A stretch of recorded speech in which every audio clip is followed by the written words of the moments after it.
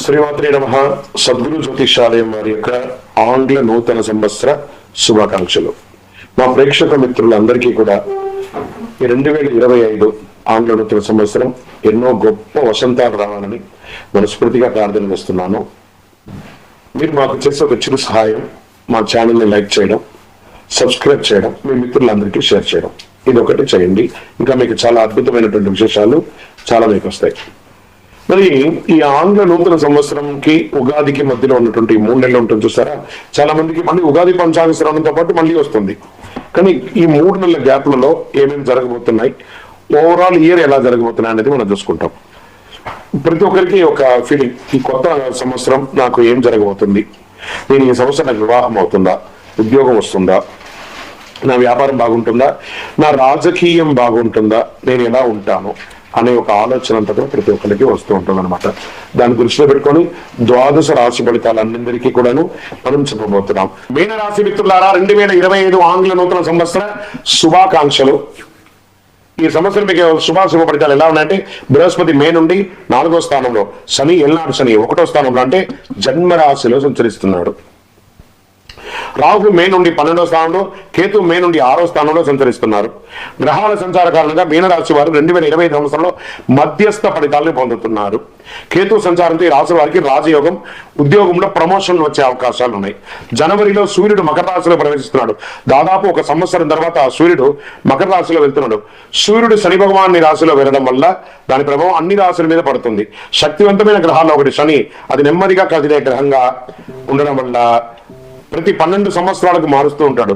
బుధుడు మిథున రాశి, కన్యా రాశుల అధిపతి. ప్రస్తుతం బుధుడు వృశ్చిక రాశిలో సంచరిస్తున్నాడు. గత సంవత్సరం డిసెంబర్ 16 నుండి ప్రత్యక్ష సంచారం చేస్తున్నాడు. బుధగ్రహం ద్వారా శుభకార్యాల్లో చిన్న చిన్న ఆటంకాలన్నీ తొలగిపోతాయి. అతి శక్తివంతమైన రాజయోగం కలగబోతుంది. ఫిబ్రవరి 27, 2025 నుండి రాజయోగం మారిపోతుంది. మీనరాశిలో అదృష్టం వరిస్తుందని కూడా చెప్తున్నాను. మీనరాశి జాతకులకి జన్మశని ఏళ్ళనాడు శని ప్రభావం వలన పనుల్లో ఎంతో స్ట్రెస్, చికాకులు అధికంగా ఉంటుంది. ఆరోగ్య విషయంలో, కుటుంబ వ్యవహారాలతో జాగ్రత్తగా వహించాలి. ప్రతి పని ఎందు సమస్య, ఇబ్బంది పెట్టడం. వ్యవసాయం మిశ్రమంగా ఉంటుంది. రాహు ప్రభావం చేత అనుకోని ఖర్చులు, ఆకస్మిక ధన వ్యయం కూడా వచ్చే అవకాశం ఉన్నాయి. ఎవరిని నమ్మాలో తెలీదు, ఎవరిని చేయాలో తెలీదు, ఒక అయోమయ స్థితిలో ఉంటారు. లీగల్ ఇష్యూస్ కూడా వచ్చే అవకాశంలో జాగ్రత్త పడండి. ఉద్యోగస్తులకి మధ్యస్థంగా ఉంటుంది. పై అధికారుల నుంచి స్ట్రెస్ ఉంటుంది. మీరు కోరుకున్న ప్రమోషన్ మీ చేతికి రాకుండా ముందుకెళ్తూ ఉంటుంది. ఈ సంవత్సరం మధ్యస్థ ఫలితాలు ఉండడంతో జాగ్రత్తగా ఉండాలి ఉద్యోగస్తులకి. స్త్రీలకు ఆరోగ్య సమస్యలు, కుటుంబ సమస్యలు, వేధింపులు, మనశ్శాంతి, ప్రశాంతత లేకుండా ఉంటారు. దానికి మీరు దైవ ప్రార్థన చేయడమే. వ్యాపారస్తులు అప్పుడు సమస్య నుంచి కొంత వేధింపబడతారు. ఖర్చులు విపరీతంగా ఉంటుంది. సరిగా వ్యాపారం జరగక ఇబ్బంది పడుతూ ఉంటారు. ఇది మే తర్వాత కాస్త ఉపశమనం ఉంటుంది. మీనరాశి వారికి కోర్టు వ్యవహారం అంటే కొత్త ప్రతికూల పరిస్థితులు ఉన్నాయి, జాగ్రత్త. గొడవలకు ఎంత వీలుంటే అంత దూరంగా ఉండండి. మీడియా రంగం వారికి అస్సలు బాలేదు. కేతు ప్రభావం వల్ల అనుకున్న పనులు ఆలస్యమైనప్పటికీ మీకు తెలివితేటలతో పూర్తి చేసుకునే అవకాశాలు ఎక్కువ ఉన్నాయి. ఈ ఐటీ రంగం వారికి బాగా స్ట్రెస్ ఉన్నప్పుడు, కళాకారులకి ఉన్నాయి. ఇండస్ట్రీస్ వాళ్ళు ఈ యొక్క సంవత్సరం మిశ్రమంగా ఆలోచించండి. గవర్నమెంట్ ఉద్యోగంలో ఉన్న వారికి కూడా మిశ్రమం. స్పోర్ట్స్ రంగం వారికి చాలా బాగుందని కూడా చెప్పవచ్చు ఈ యొక్క సంవత్సరం అంతా కూడా. ఇక్కడ మీరు చేయవలసిన పరిహారం, నవగ్రహాలకి ప్రతి శనివారం, ప్రతి మంగళవారం 19 ప్రదక్షిణాలు చేయండి. శనివారం నాడు తైలాభిషేకం చేయండి. కాకికి బెల్లం ముక్క పెట్టండి. Maximum blue or black dress ఎక్కువ వాడడానికి ప్రయత్నం చేయండి. నంబర్ 3 అనే ఒక సంఖ్యను ఎక్కువ శాతం వాడండి. ఇంకను అతి శక్తివంతమైనటువంటి కరుంగాలి మాలను ధరించండి. ఆరోగ్యపరంగా ఉంటారు, ఐశ్వర్యపరంగా ఉంటారు. గ్రహదోషం అంతా తొలగుతుంది. ప్రతి 5-10 నిమిషాలకి కరుంగాలి మాలను ఇలా పట్టుకుని ఇలా అంటూ ఉండండి. అన్ని రకాల దోషం తొలగి అద్భుతమైనటువంటి జీవితాన్ని పొందుతారు.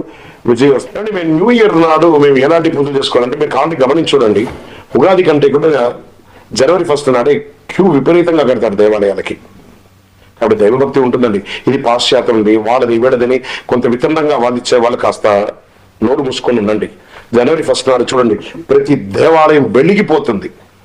వేలల్లో భక్తులు అక్కడ తయారవుతున్నారు. చాలా అద్భుతంగా ఉంటారు. వాళ్ళకి ఏ విధమైన ఏమైనా ఇబ్బంది లేదండి. మీరు ఎలా ఉండాలనుకున్నారో అలా ఉండండి. ఇలాగే ఉండండి భక్తిగా. ఎవరో కొంతమంది నాస్తికవాదులు దీన్ని వాదిస్తూనే ఉంటారు. న్యూ ఇయర్ ఆకులుంది, వతుంది. న్యూ ఇయర్ అంటే అది న్యూ ఇయర్ మొదటి రోజు.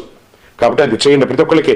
మనము నేను మాఘమాసంలో పుట్టాను, చైత్ర మాసంలో పుట్టాను అనట్లేదు, జనవరి పుట్టాను, ఫిబ్రవరి పుట్టాను, మార్చి పుట్టాను అని అంటున్నారు. సో ఆంగ్ల నూతన సంవత్సరమే కదా, after 12 it's a day start. 1 midnight దాటిదంటే 1 అనే కదా అంటున్నాం, పొద్దున 5ంటిని 1 అంటున్నామా. కాబట్టి మనం పాటిస్తున్నవన్నీ కూడా పాశ్చాత్యంగా పాటిస్తున్నాం, కానీ ఆ పాశ్చాత్యంలో కూడా ఆధ్యాత్మికతనే ఎక్కువ మనం వాడుతున్నాం. కాబట్టి పంచాంగం కూడా 1 గంట తర్వాతే ఉంటుంది. ఆంగ్ల నూతన సంవత్సరంలో వచ్చినటువంటి సమయాన్ని బట్టి పంచాంగం కూడా వర్తిస్తుంది కదా. ఎప్పుడో కాలం నుంచి 1 గంట నుంచి 24 గంటలు ఉంది. కాబట్టి అన్ని రకాలుగా బాగుంటుంది. మీరు కాబట్టి చూడండి, ఉగాది రోజు మనము భక్షాలు పులిహోర చేసుకుంటూ ఇంట్లో బిజీగా ఉంటామే, కానీ దేవాలయానికి 10% కూడా వెళ్ళాం. మన ఇంట్లో పూజలు మాడుతారని ఇందులో బిజీగా ఉన్నాం. కానీ జనవరి 1 99% అందరు దేవాలయాలకు వెళ్తాం. అవునా కాదా? ఈవెన్ మీ కెమెరామెన్లు కూడా చెప్పండి, అవునా కాదా? ఇదే నిజం. జనవరి 1 నాడు గుడికి వెళ్తాం. ఉగాది రోజు పండగ మన ఇంట్లో చేసుకుంటాం. విజయవస్తు. యాత్రకు వెళ్ళేటప్పుడు డబ్బులు స్వామి దగ్గర డబ్బులు లేక వేరే వాళ్ళ దగ్గర తీసుకొని వెళ్తారు, అప్పుడు పుణ్యం స్వామికి వస్తుందా వాళ్ళకి వస్తారు ఇచ్చిన వాళ్ళు? గురుగారు, మేము యాత్రకు వెళ్ళేటప్పుడు కొంతమంది అడుక్కుంటారండి, నాకు డబ్బులు లేవు ఇవ్వండి నేను యాత్రకు వెళ్తానంటే, అలాంటి వాళ్ళు ఎంకరేజ్ చేయకండి. వాడికి డబ్బులు లేకపోతే వాడు ఎందుకు యాత్రకు పోతాడు? పరిసర ప్రాంతాలు ఎక్కడ ఇరుముడి ఇవ్వనండి. అంతేకాని అడుక్కొని యాత్రకు వెళ్ళకండి. అయ్యప్పను కించపరచకండి, అంతకంటే దౌర్భాగ్యం ఇంకోట్లేదు.